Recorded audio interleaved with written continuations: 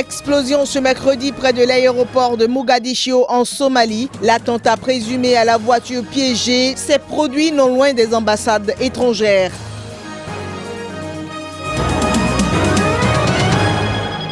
Le Burkina Faso a rendu hommage mardi à ses martyrs et à sa révolution ayant mis fin au règne de Blaise Compaoré. La cérémonie était fort symbolique.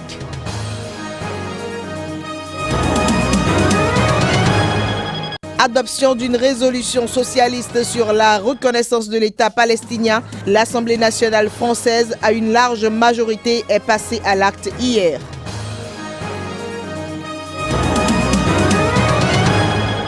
Mesdames et messieurs, bonjour et bienvenue dans cette édition sur Sika. C'est une joie pour nous de vous y retrouver. 4 personnes au moins ont été tuées ce mercredi dans un attentat. Ce dernier a été commis par un kamikaze qui a lancé une voiture piégée contre un convoi de l'ONU près de l'aéroport de la capitale somalienne, Mogadiscio.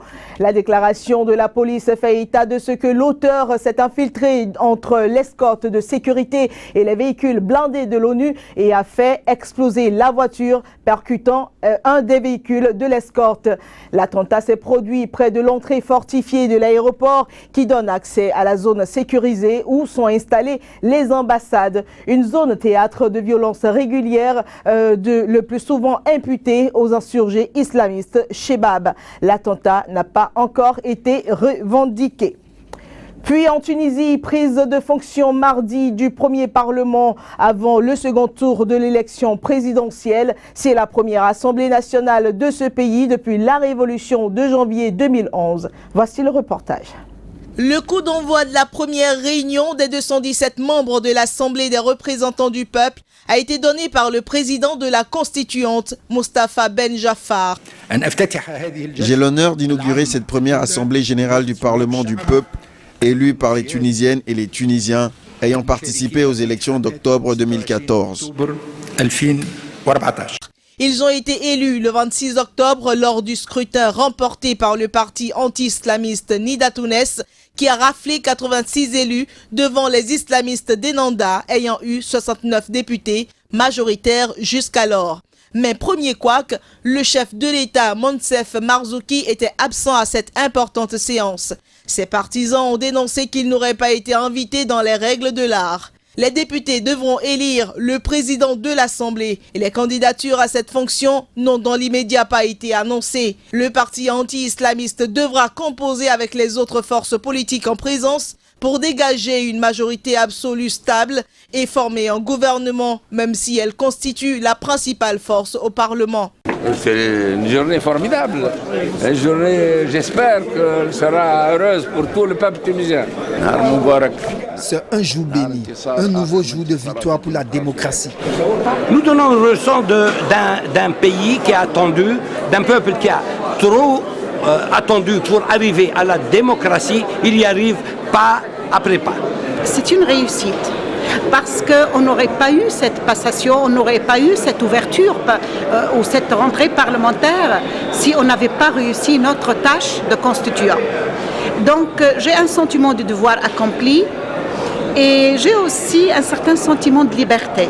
Outre Ennahda et Nidatounès, le Parlement compte 16 élus de l'Union patriotique libérale. Derrière lui, le Front populaire, une coalition de gauche et d'extrême gauche, dispose de 15 sièges. Les 31 sièges restants sont répartis entre une kyrielle de formations politiques. Un second tour de la présidentielle est attendu courant ce mois de décembre et opposera Béji Caïd Essebsi, 88 ans, au chef de l'État sortant, Monsef Marzouki.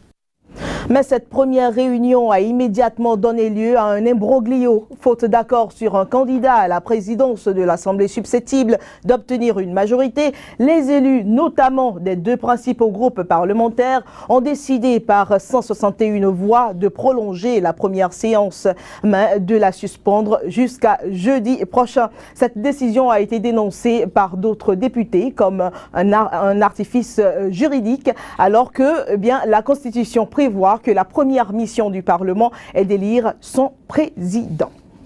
Nous allons de ce pas en Égypte. Le président Abdel Fattah al-Sisi a assuré que l'Égypte n'allait pas revenir en arrière. Ceci après l'abandon controversé de l'accusation de complicité et de meurtre qui pesait contre l'ancien président Hosni Moubarak. Du côté de l'opposition, le jour du verdict est un jour noir dans l'histoire de l'Égypte.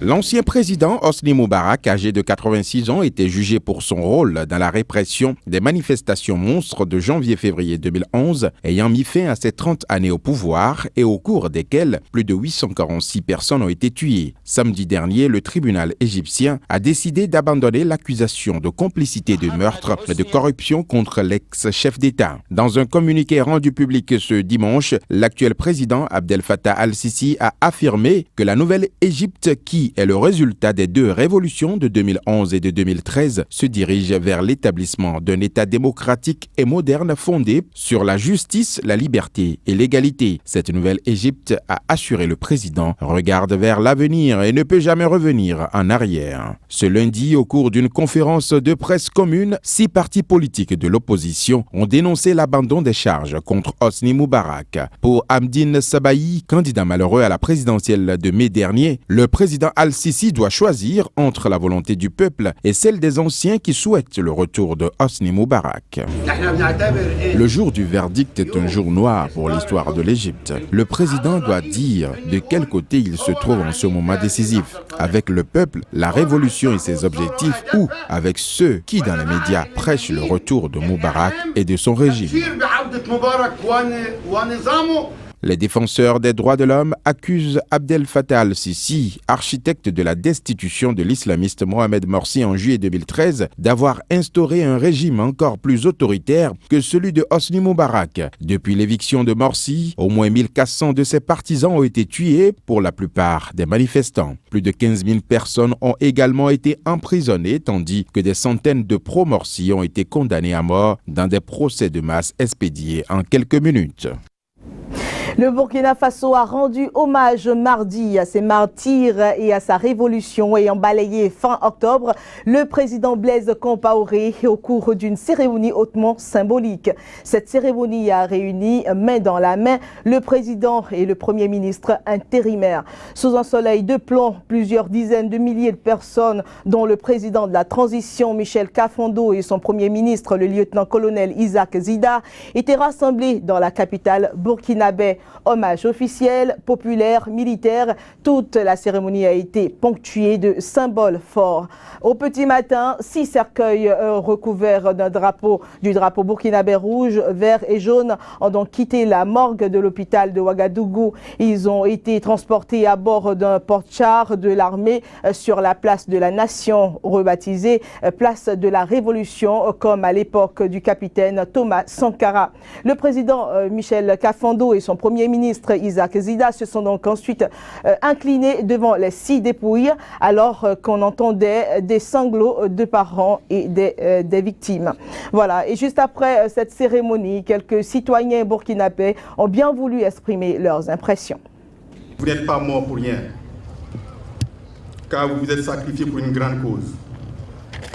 Vous avez défendu les plus belles valeurs de notre pays. Vous avez combattu le combat juste. Vous n'êtes pas morts pour rien. Vous êtes morts pour la grande cause des peuples libres qui ont payé leur liberté avec le sang. C'est un grand jour encore une fois. C'est le jour que nous tenons à marquer par notre accompagnement à la mémoire de ces victimes, de ces héros, et aussi pour accompagner les familles dans leur douleur et signifier le fait que cette lutte-là, nous allons en relever le flambeau, nous allons maintenir la flamme, nous allons faire en sorte que ce sacrifice n'ait pas été vain. Ce que je voudrais dire et souligner, c'est surtout que nous fassions le serment de ne point trahir la cause pour laquelle ces jeunes-là sont tombés. J'ai parlé tantôt de la liberté, de la justice et de la démocratie. En voyant l'ambiance qui se chauffe, ça nous donne de nous réconforter et de dire que vraiment, à partir de cela, ça nous console. Nous savons que nul n'est éternel sur cette terre-là. Chacun doit partir, chacun doit mourir, mais eux, ils sont morts pour la cause de la nation. Voilà, à présent des nouvelles de la France. L'Assemblée nationale a adopté mardi à une large majorité, en dépit de l'opposition de la droite, la résolution socialiste sur la reconnaissance de l'État palestinien. Un test à portée donc symbolique au moment où les Palestiniens tentent de faire avancer leur cause à l'ONU. L'autorité palestinienne a aussitôt salué ce vote, alors que l'ambassade d'Israël en France a jugé qu'il allait éloigner les possibilité d'arriver à un accord de paix. Dans le sillage de leurs homologues britanniques et espagnols, les députés français ont invité par une majorité de 339 voix contre 151 leur gouvernement à reconnaître officiellement l'État palestinien en vue d'obtenir un règlement définitif du conflit. Nous vous invitons à présent à suivre quelques déclarations de personnalités politiques à l'issue du vote de ce mardi à l'Assemblée nationale française.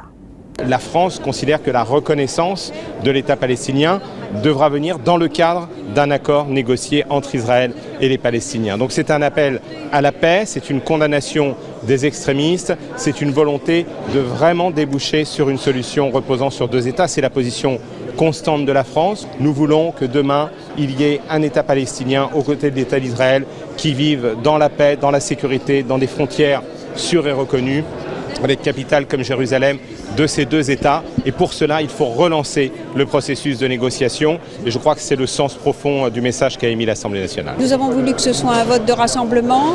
Moi, je respecte toutes les positions, y compris ceux qui n'ont pas voulu se rallier à notre texte. Je pense que c'est suffisamment grave pour qu'on ne fasse pas de politique politicienne, encore moins d'arguments électoraux sur ce sujet, qui a toujours uni d'ailleurs tous les présidents et les gouvernements français de la Ve République. La reconnaissance de l'État de Palestine, ça ne doit pas être confondu, ça ne doit pas être instrumentalisé.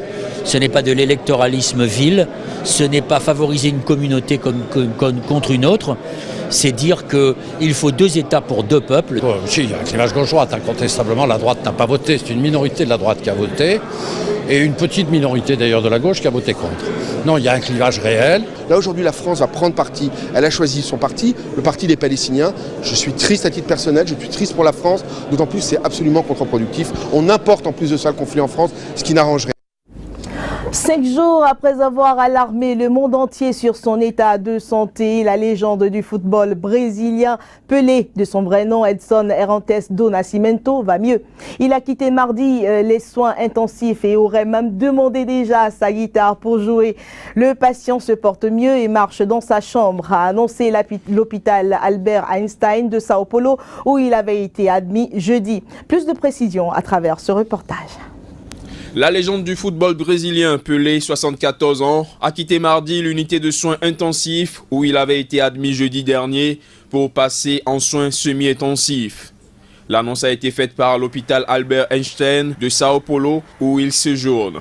D'après un communiqué publié par les responsables de ce centre, le patient Edson Arantes do Nascimento se porte bien et a même pu marcher dans sa chambre. Il n'a pas été nécessaire de revenir à une assistance rénale et il est maintenant en soins semi-intensifs, a également indiqué le communiqué. Une autre évaluation de la fonction du rein est prévue pour ce mercredi. Mais pour l'heure, l'icône du ballon rond Pelé est lucide et présente de bonnes conditions hémodynamiques et respiratoires. Il continue également de recevoir des antibiotiques par voie intraveineuse. L'état de santé de Pelé avait inquiété depuis jeudi dernier quand l'hôpital où il avait été admis 3 jours plus tôt pour une infection urinaire avait indiqué qu'il se trouvait dans un état clinique instable. Il avait alors été transféré dans une unité de soins spécialisés, intermédiaire avant les soins intensifs, puis en soins intensifs pour être soumis à une dialyse.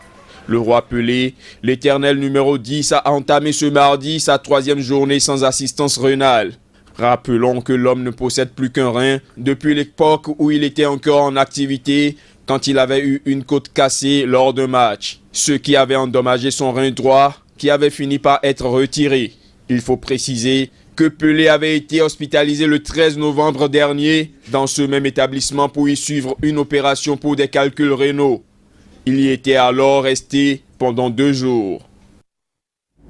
Et c'est avec cet élément, mesdames et messieurs, que nous refermons cette édition, que nous vous remercions d'avoir suivi. Très bonne suite des programmes sur Sika. Au revoir.